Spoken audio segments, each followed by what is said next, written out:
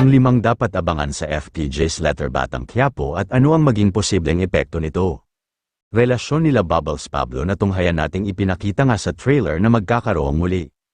ng date sina Bubbles at Pablo at dito ay buong pagmamalaking ipapakilala nga ni Pablo si Bubbles sa kanyang mamita na si Senador Ora Bitina, pero napansin nga nito na mag-e-spang ang kilos nito kaya natanong niya kung saan sila nagkakilala ni Pablo kaya naikwento nga ni na nagkakilala nga sila sa isang bar kung saan siya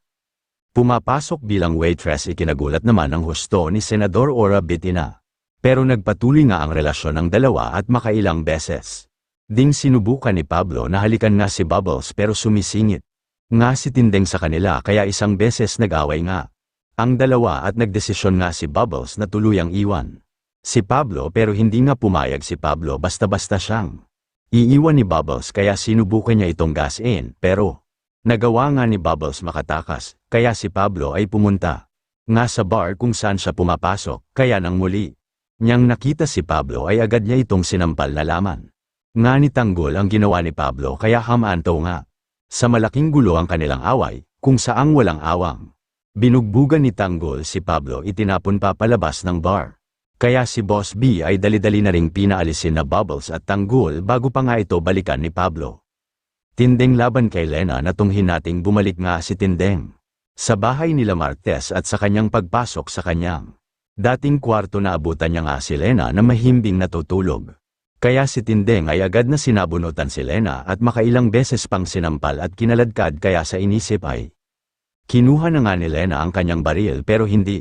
nga siya inatrasan ni Tinding at inilabas ang kanyang balisong. Kung saan nagkatukan nga ang dalawa kaya kung ako ang tatanungin ay posibleng tuluyan niyang napalaya si Tindeng sa kanyang pinapasukan dahil alam naman nating mainit nga ang dugo nila Senador Ora Bitina at Pablo kanya kaya maaaring dito bumalik nga sa Quiapo si Tindeng pero hindi pa malinaw kung mapipigilan nga ni Camille pag-aaway ng dalawa lalo na sila nga lang ang nasa loob bahay si Galot sa San Dimas na tunghayan nating sunod-sunod ang nangyayaring gulo sa barangay nila Tanggol kung saan naabutan nga ni Roda si Edwin nakikipag-usap kinamang Marzang Aling Nita kaya naman si Edwin ay tinangkanang tuluyan si Roda at ang bahay nila Rigo naman makikitang pinaulanan niya mga bala at malakas ang kanyang kutob si Tanggol nga ang may kasalanan ito kung ako ang tatanungin mataas nga ang posibilidad na patayin ni Edwin si Roda dahil alam naman nating matagal nga itong galit kay Roda at hindi nga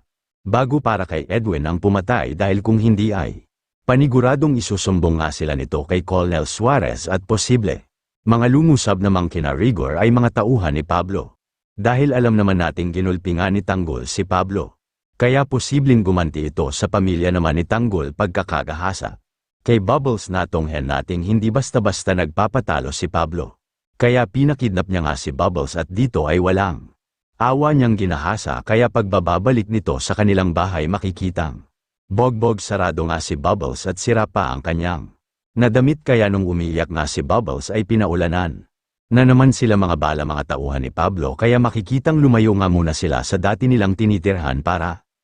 makapagtago kay Pablo kaya nangako naman si Tanggol na ipaghihiganti nga niya ang nangyari kay Bubbles kaya kung ako ang tatanungin malaki nga ang posibilidad iwan nga ni Tanggol pagbabagong buhay dahil ngayon ay posibleng makasama niya nga si Bubble sa kanyang paghihiganti kay Pablo at ang tanging naiisip ko lang makakatulong sa kanila ay walang iba kung hindi si Marcelo, maaaring sumapi nga sina Tanggol at Bubbles kay Marcelo at dahil kasosyo na nga ni Senhor Pacando mga Montenegro ay posibleng tumiwalag nga sa grupo si Marcelo at dito ay sama-sama nga silang maghihiganti, Tanggol laban kay Ramon. Natungayan nating muling bumisita sina Beng makaraan nga ang nangyaring gulo sa bar at dito ay pinaalam niya nga kay Tanggol na nakabalik nga si Ramon sa Pilipinas kaya na pinuntahan ni Tanggol ang grupo nila si Primo para humingi ng tulong at dito ay sama-sama nga silang pumasok sa bodega mga Montenegro at tinutukan pa ng baril si Ramon pero napansin nga ni Bulit si Tanggol kaya doubtless lang ang inabot sa mukha ni Ramon pero kasabay nga nito ay lumusab naman sa loob ang Red Phoenix Valley. Tatlong grupo ang naglalaban sa loob ng bodega mga tauhan ni Ramon ang grupo nila si Primo at ang Red Phoenix kasama na ang grupo nila Lucio kung saan mababaril nga ni Lucio si Supremo at si Tanggol naman ang makakabangga ni Ramon. Kung ako ang tatanungin ay posibleng ito pa lang ang magiging unang harap-harapang tapatan nila Tanggol at Ramon.